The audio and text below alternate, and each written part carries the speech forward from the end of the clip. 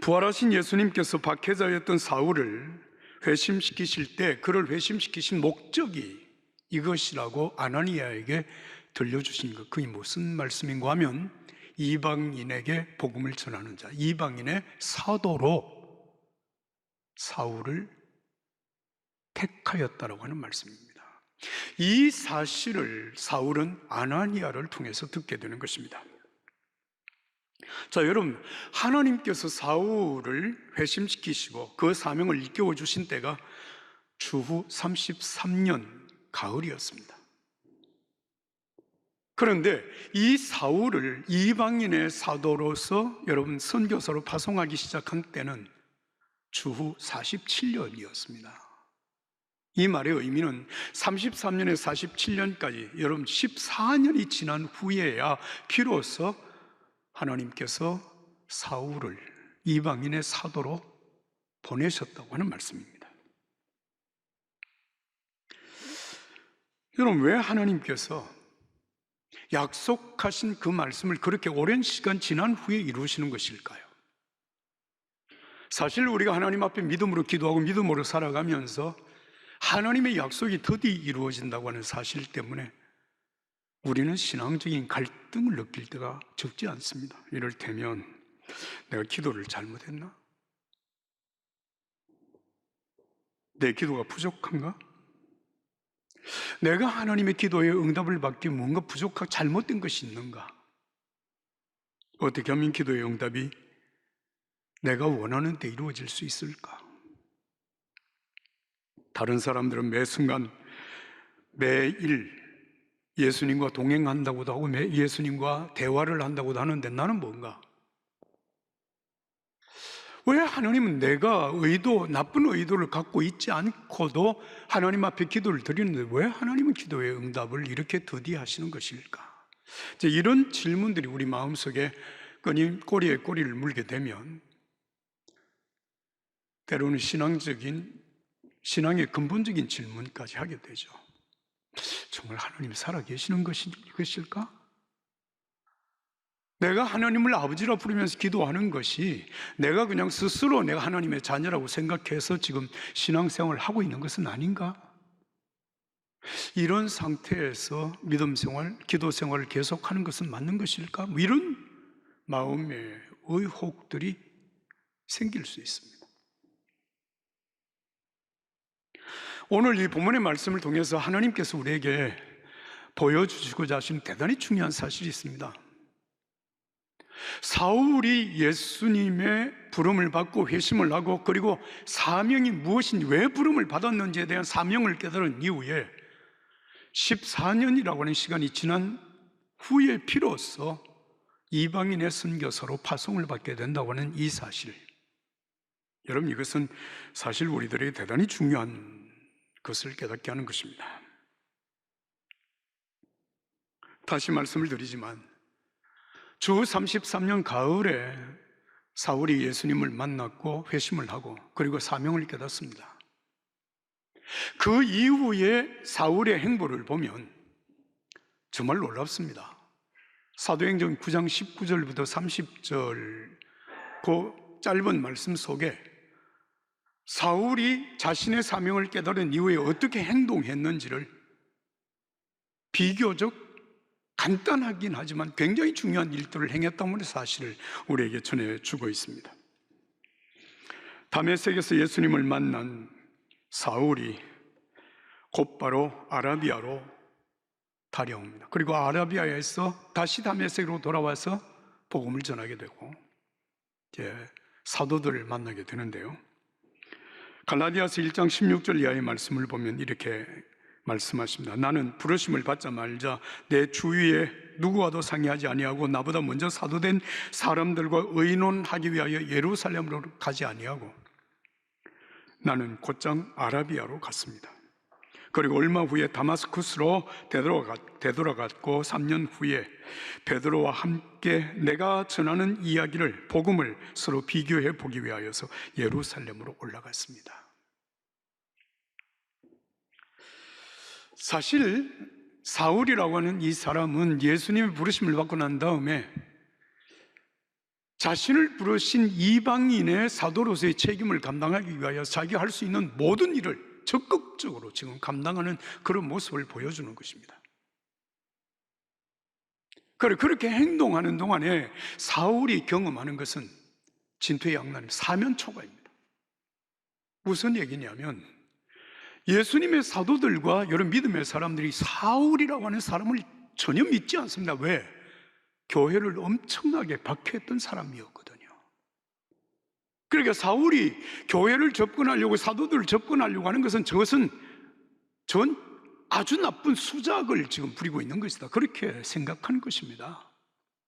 또 한 가지, 유대인들의 입장에서 보니까 유대인들은 사울이 예수를 박해하고 교회를 잔멸시키기 위하여서 진두지휘를 했던 사람인데 그 사람이 지금 변절을 하고 예수님을 증거하는 사람이 되었다고 하는 사실 때문에 아주 못마땅해 해서 사울을 죽이려고 하는 음모를 계속 꾸몄습니다.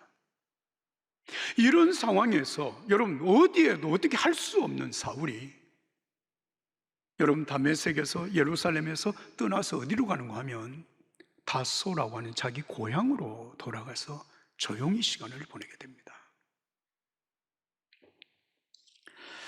자, 이렇게 되는 동안에 사울의 박해로 인하여서 흩어진 믿음의 사람들이 예루살렘을 넘어서서 온 유다로, 그리고 사마리아로, 그리고 사마리아를 넘어서서 땅끝까지 복음을 전가하게 됩니다. 그 사람들 가운데 몇몇 사람들이 수리아 안디옥까지 이르러서 그 수리아 안디옥에서 비로소 헬라인들에게 예수님의 복음을 전합니다. 헬라인들이 예수님의 복음을 들으면서 정말 수많은 사람들이 주께로 돌아오게 되고, 그 돌아온 헬라인들을 중심으로 해서 세워진 교회가 안디옥 교회입니다. 그때가 AD 41년 여름이었습니다. 여러분 잘 기억하세요. 41년 여름이었어요.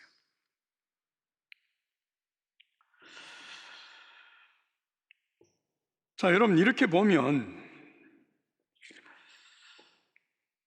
이렇게 다 이 안디옥의 교회가 세워지고 난 이후에 다시 야고보가 순교를 당하고 베드로가 어려움을 당하는 이런 과정들이 이제 12장에 쭉 기록이 되고 난 다음에 13장, 오늘 우리가 읽은 이 본문의 말씀으로 이어지게 되는데요.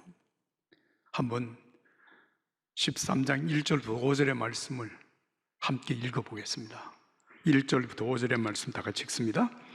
안디옥 교회에 선지자들과 교사들이 있으니 곧 바나바와 니게르라는 시므온과 구레네 사람 루기오와 분봉왕 헤롯의 첫 동생 마나엔과 및 사울이라. 주를 섬겨 금식할 때 성령이 이르시되 내가 불러시키는 일을 위하여 바나바와 사울을 따로 세우라 하시니, 이에 금식하고 기도하고 두 사람을 안수하여 보내니라. 두 사람이 성령의 보내심을 받아 실루기아에 내려가 거기서 배 타고 구브로로 가서 살라미에 이르러 하나님 말씀을 유대인의 여러 회당에서 전할세 요한을 수행원으로 두었더라. 할렐루야, 할렐루야. 굉장히 중요한 말씀이에요. 여러분, 이 1절부터 5절까지 말씀은 안디옥 교회에서 여러분 기독교 역사상 최초로 해외 선교사를 파송하는 내용입니다. 누구를 파송합니까? 바나바와 사울이라고 하는 사람을 해외 선교사로 파송을 하는, 이때의 일이 주후 47년에 있었습니다. 부활하신 예수님께서 사울을 이방인의 사도로 불렀다고 하는 여러분 주후 33년 여름에서부터 선교사로 파송을 받는 47년까지는 14년이라고 하는 짧지 않은 세월이 흘렀습니다. 자, 여러분, 왜 주님께서 사울을 선택하여 부르시고 그에게 사명을 일깨워 주신 이후에 14년이라고 하는 시간을 지연시켰을까요? 왜 사울이 이방인의 선교사로 파송을 받기까지 14년이라고 하는 시간이 걸려야 했을까라고 하는 이 물음을 우리가 생각해 보게 되는 것입니다. 왜 그랬을까요? 자, 여러분, 우리는 여기에서 24년 동안 그러면 하나님은 과연 무슨 일을 하셨을까? 성령님은 무슨 일을 하셨을까를 우리가 생각해야 됩니다. 두 가지 일을 하시는데요. 하나는 사울을 이방인 선교사로서 적합한 영적인 훈련을 시켜 그를 보내신다는 것입니다. 하나님께서 당신이 일을 하실 때 가장 중요하게 생각하는 것은 사람입니다. 그런데 그 사람이 준비되어질 때 비로소 하나님은 그와 함께 당신의 역사를 이 땅에 이루어 가신다는 얘기입니다. 여러분, 준비되지 아니한 사람과 절대로 같이 일을 할 수는 없는 것입니다. 사울이 자신이 이방인의 사도로 부름을 받았다고 하는 사실을 깨닫고 적극적으로 그 일을 시행하기 위하여서 여러분 아라비아로 가서 기도 생활을 했든 하여튼 거기에서 준비를 하고 그리고 돌아와서 예수가 하나님의 아들이라고 다메섹에서 열심히 전도를 하다가 여러분 사도들을 만나기 위하여서 가는데 사도들이 그를 신뢰하지 않으니까 바나바가 중재 역할을 해서 사울이 어떻게 예수님을 만났는지 어떻게 변화되어졌는지 그 사실을 사도들에게 전함으로 사울과 사도들이 만나는 일까지 진행되었습니다. 이런 일들은 사울이 부름을 받은 이후에 여러분 성령이 충만해서 그 주님의 부르심의 사명을 감당하기 위하여서 최선을 다하는 모습으로 우리가 충분히 볼 수 있는 내용입니다. 그러나 아까 말씀드린 대로 일은 순탄하지 않았습니다. 적극적으로 사명을 감당하려고 나섰지만 중요한 것은 사울은 아직 준비가 되지 못했던 겁니다. 그래서 그가 다소라고 하는 자기 고향으로 내려가서 거기에서 여러 해 동안 숨죽여 생활을 한 것입니다. 여러분, 우리는 일이 더디게 이루어진다 혹은 기도가 응답이 더디다고 하는 사실 때문에 어쩌면 우리의 믿음이 잘못된 것인가, 아니면 하나님께서 우리의 기도를 듣지 않으시는가, 아니면 하나님께서 나를 세우신 목적을 지금 하나님이 그냥 포기한 것인가, 여러 가지 문제로 우리가 생각을 하지만 여러분, 하나님은 아닙니다. 지연시키는 그 기간이 사람을 준비시키는 기간입니다. 하나님의 계획하신 그 일을 여러분 원만하게 이루시기 위하여서 하나님은 먼저 사람을 준비시킨 것입니다. 사울을 준비시켰다는 말씀입니다. 여러분, 마가복음 1장 14절과 15절 말씀인데요, 요한이 잡힌 후에 예수께서 갈릴리에 오셔서 하나님의 복음을 전파하며 이르되 때가 찼고 하나님의 나라가 가까이 왔으니 회개하고 복음을 믿어라, 이 말씀을 하십니다. 자, 여러분, 예수님께서 첫 번째 말씀을 전하신 내용이 바로 이 말씀인데요, 여기 중요한 말씀 한번 따라서 합니다. 때가 찼다. 다시 한번, 때가 찼다. 주님께서 하신 때가 찼고 라고 하는 말씀을 했어요. 그리고 하나님의 나라가 가까이 왔으니 이제는 회개하고 복음을 믿으라고 말씀을 하신 것입니다. 자, 여기에서 여러분 때가 찼다고 하는 말의 의미가 무엇일까요? 예수님께서 임마누엘, 다시 말하면 여러분 육신으로 오신 예수님, 하나님으로 베들레헴에서 탄생을 했지만 그때로부터 시작해서 30여 년을 기다리신 것입니다. 그리고 세례 요한에게 세례를 받으신 후에 광야로 40일 40야 금식하며 기도하신 이후에 갈릴리로 돌아오셔서 비로소 말씀을 선포하신 내용이 이 말씀이거든요. 때가 찼다. 무슨 말인가요? 준비가 끝났다는 말씀입니다. 이제는 이를 시행할 때가 되었다라고 하는 말씀입니다. 여러분, 정말 우리 믿음의 사람들에게 우리의 기도가 지연되고 우리가 하고자 하는 그 일들이 지연되고 있는 것은 하나님의 때가 차기까지 하나님께서 기다리신다는 말씀입니다. 우리를 빚어서 하나님이 원하시는 사람으로 세워가신다고 하는 그런 의미입니다. 그렇습니다. 여러분, 하나님께서 꿈을 꾸게 하시고 비전을 보게 하시고 하나님의 계획을 보게 하시고 기도하게 하시고 믿음의 삶을 살아가는 우리들에게 여러분 그 일을 이루시기까지 하나님은 때를 지연시키신다. 하나님이 우리를 준비시키신다는 말씀입니다. 그러므로 이 사실 우리가 생각하면서 꼭 한 가지 기억해야 될 말씀은 이겁니다. 여러분, 기도가 지연되고 있습니까? 내가 하나님 앞에서 원하는 일이 제대로 이루어지지 않고 있다고 여러분 생각하십니까? 왜라고 하나님 앞에 묻기보다 내가 하나님 앞에 얼마만큼 준비되어졌는가를 생각해 보면 어떨까요? 하나님께서 내 기도를 응답하셔서 내가 그 하나님의 은총 안에 살아갈 수 있는 믿음의 사람으로 내가 준비되어지고 있는가, 준비되어졌는가를 생각해 볼 필요가 있다는 말씀입니다. 민수기 23장에 하나님은 사람이 아니시니 거짓말을 하지 않으시며 사람의 아들이 아니시니 마음을 바꾸지 않으신다. 그분께서 말씀만 하시고 행하지 않으시겠느냐? 그분께서 약속만 하시고 지키지 않으시겠느냐? 하나님 그런 분이 아니시다는 것입니다. 하나님은 약속하신 것, 계획하신 것, 우리가 기도하는 것 반드시 이루시는, 어제나 오늘이나 영원토록 동일하신 하나님이십니다. 할렐루야. 우리가 이 사실을 믿음으로 오늘도 하나님 앞에 기도하며 하나님의 말씀에 순종하며 하나님의 때를 기다리며 사는 것입니다.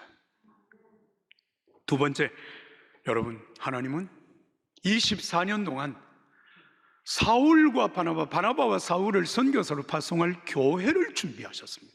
여러분, 그 교회가 어느 교회인지 아시죠? 안디옥 교회입니다. 여러분, 대단히 중요한 사실이 여기에 있습니다. 사울을 이방인의 선교사로, 이방인의 사도로 파송할 수 있는 교회는 예루살렘 교회가 아닙니다. 왜일까요? 여러분, 예루살렘 교회는 사도들이 중심이 되어져 세워진 교회이고 그 교회는 순수한 히브리인들에 의해서 세워진 교회입니다.